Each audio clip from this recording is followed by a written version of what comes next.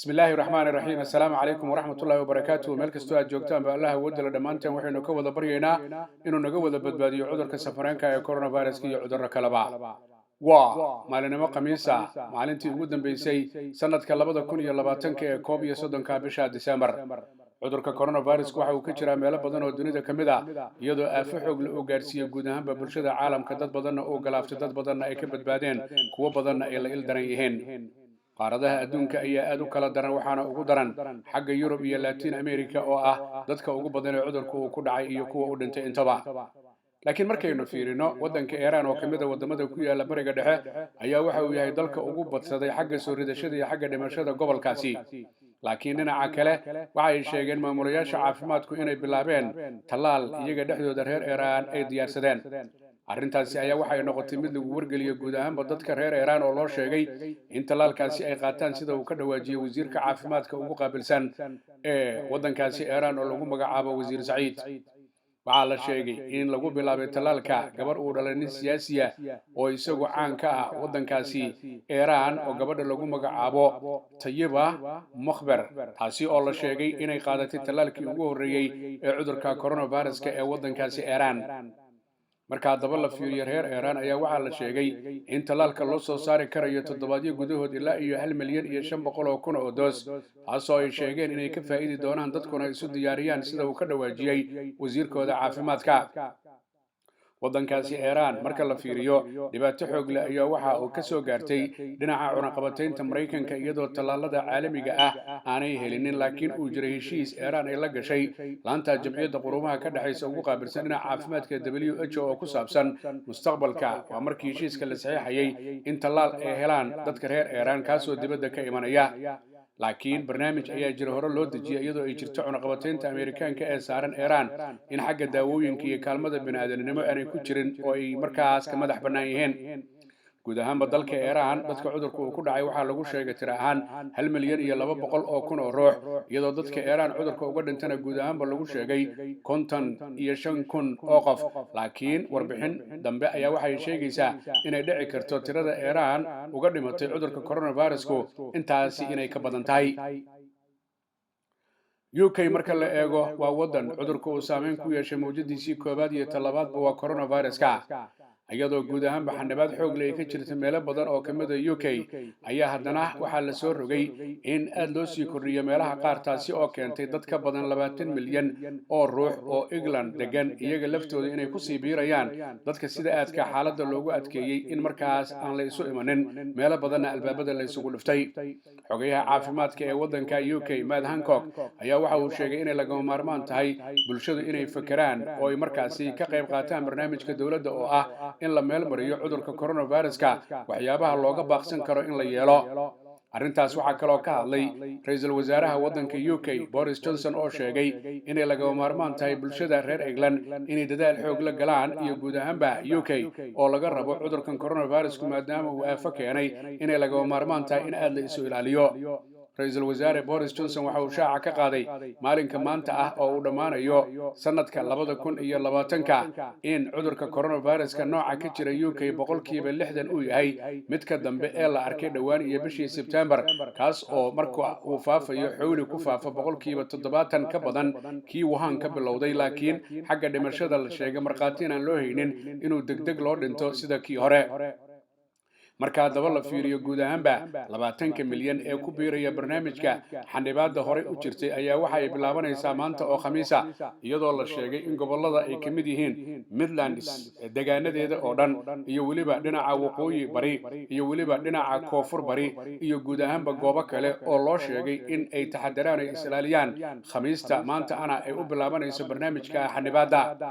ra'iisul wasaare Boris Johnson waxa uu sheegay waqti adag inuu ku soo fool leeyahay guud ahaanba bulshada reer UK lagana rabo inay taxadaraan laakiin waxaan uu meesha ka saarin oo ka dhawaajiyay tan iyo bisha April 5teeda xaalku inaanu qumanaan doonin laakiin marka waqtiga la gaaro uu u arko inay wax wanaagsananayaan waxa uu sheegay bulshada reer UK dhamaantood iyagoo isku duuban inay mar walba dhageystaan awaamiirta ka imanaysa maamulayaasha caafimaadka iyo waliba saynis yahanada marka la fiiriyo 24 saac la soo dhaafay waxa laga ogolaaday wadanka UK oo ay qoliyaha caafimaadku ay qalinka ku duugeen ogolaanshaha marka la fiiriyo tallaalka ay diyaariyeen AstraZeneca iyo jaamacadda Oxford kaas oo muddaba laga warsugayay UK waxa ay ka dalbatay Oxford iyo waliba AstraZeneca tallaalkooda ilaa iyo 100 milyan oo doos oo ay ugu tala galeen dadkooda inay uga faa'iideeyaan iyo waliba meelo kale marka daba la fiiriyo AstraZeneca tallaalkeedu wuxuu uga duwan yahay tallaalada kale ee Moderna iyo Pfizer iyo BioNTech xagga qaboojinta oo fridge-ka caadiga ama qaboojiyaha caadiga marka la gelin karo tallaalkan isaga ah ee AstraZeneca iyo waliba Oxford ay wada diyaariyeen dhinaca kalena xagga dhaqaalaha uu ka jaban yahay halka doos ee AstraZeneca waxa uu noqonayaa ilaa iyo 3 gini marka laba doos waa 6 gini marka la fiiriyo Pfizer iyo waliba BioNTech halkii doos waxa uu noqonayaa 15 gini labada doos waa 30 gini ama lacagta pound-ka marka la fiiriyo Moderna halkii doos waa 25 gini taasoo ka dhigan labada doos ee qofku u baahan yahay 50 gini marka daba la fiiriyo rajo xoog leh ayaa laga qabaa arinta ku saabsan AstraZeneca iyo waliba Oxford tallaalka ay diyaariyeen oo UK guud ahaan lagu bilaabayo maalinta Isniinta ah ee soo socota 24 saac ee ugu dambeeyay UK waxa laga arkay tiro gaaraysa 50,023 qof oo cudurka laga arkay iyo tirada dhimashada shalay oo Arbaca oo ahayd 981 ruux taasoo aad uga badan marka la fiiriyo tiradii dhimashada ee Talaadadii oo ahayd 414 ruux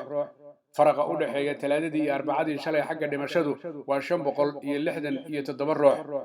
guud ahaan UK maalintii uu cudurku bilowday ilaa maalinka maanta waxa uga dhintay dad gaaraya 72,000 iyo waliba 504 ruux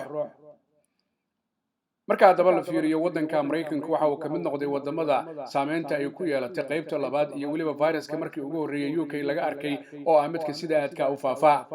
dhalinyaro oo da'da 20aadka ku jira oo degan gobolka Colorado ayaa waxa laga arkay cudurka iyadoo isla markiiba la gooniyay marka la fiiriyo maamulayaasha caafimaadka iyo maamulka guud ahaan gobolka Colorado waxa ay sheegeen inay ilgaara ku hayaan guud ahaan gobolka iyo deegaanadiisa si loo eego xaalku inuu qumanaa karayo in kale iyo inay jiraan dad kale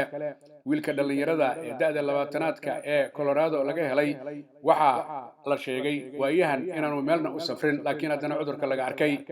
ragsaanisiyaana iyo qoliyaha caafimaadka ayaa waxay sheegayaan inay dhici karto in Mareykanka toddobaadkii hore ay wax ka jireen laakiin haddana wax cad aanay haynin ninka isagoo gobornarka ama gudoomiyaha ka ah gobolka Colorado oo lagu magacaabo Jared Polis ayaa waxa uu sheegay in ninka dhalinyarada ah la gooniyay oo lagu gooniyay deegaanka uu ka degan yahay gobolka Colorado oo halka lagu magacaabo Alberta oo aan ka fogeyn magaalada Denver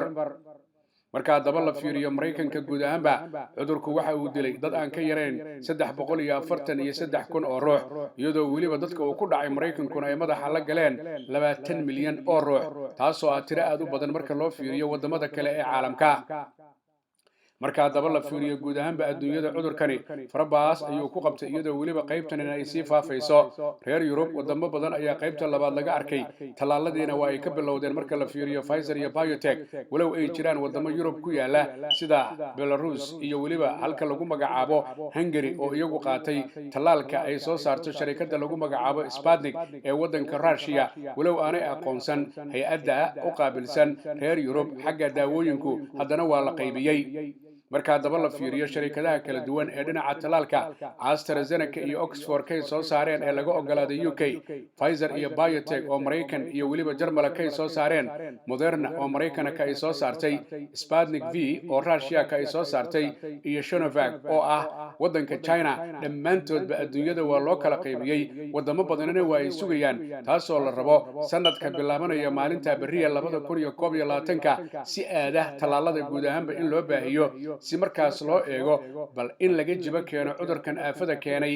iyo in kale waxa intaasi dheer inaan jeclahay inaan la socodsiiyo dhammaan dadka fariimahan aroor walba ay gaari jireen marka laga bilaabo maalinta Jimcaha ee bariya ee 1 bisha January 2021 fariintani waxay noqon doontaa biidnillaahi kariim toddobaadkiiba 2 maalmood maalinta Jimcaha iyo maalinta Talaadada oo aanu isla socodsiinayna labadaas maalmood waxyaabaha ku soo kordhay guud ahaan cudurka coronavirus-ka saameyntu adduunka ku yeesho iyo guud ahaan xaalku sida uu yahay waa 2 maalmood laga bilaabo January 1 oo kala noqonaya Jimco walba iyo Talaado walba biidnillaahi kariim marka haddaba aynu fiirino fariinta waxaa fududeeya sharikadda dhinaca qaadista alaabooyinka xagga UK laga qaadayo lana keenayo xagga Soomaaliyana guud ahaanba la geynayo lagana keenayo waa sharikadda lagu magacaabo Parcel Host oo fadhigeedu yahay UK xafiiskeeda weynina uu ku yaalo bariga magaalada London 473 High Road Leyton halkaas oo uu diyaar ku yahay ganacsade Axmar Barqadle iyo weliba iyadoo halkaasi laga heli karayo oo kale DHL-ka guud ahaanba adduunyada oo dhan la isaga daabulo alaabooyinka hadda sidii haddii lagu keenayo intaba ganacsade Axmed Barqadle waxa kale oo bulshada u haya guud ahaanba telefoonada noocyada kala duwan ee kuwii ugu dambeeyay iyo cunooyinka kala duwan waxaana lagala xiriiri karaa telefoonka eber 7949528277 dadka Soomaaliyeed meel kasta ay joogaanba dhib iyo dheef waxay la wadaagaan dadweynaha dunida waxaana laga rabaa inay islaaliyaan ay feejignaadaan baryada ay badiyaan nadaafadana ay ku dadaalaan inay dhageystaan awaamirta ka imanaysa maamulayaasha dalalka ay joogaan iyagoo aan iloobi in halku dhigi ahaa walaalle ha ii soo dhowaan yaana kuu soo dhowaan yaana isu soo dhowaan aan kala fogaano baryada eebba aan badino nadaafadana aan ku dadaalno maxamed axmed xaaji cagmadhiga iyo bahda telefishinka caalamiga Universal ugu qaabilsan arrimaha ka wacyigelinta bulshada cudurka coronavirus oo idin leh annagoo kariimkeena kaashanayna kaalinteena aan ka qaadano ka hortagga coronavirus ma sha Allah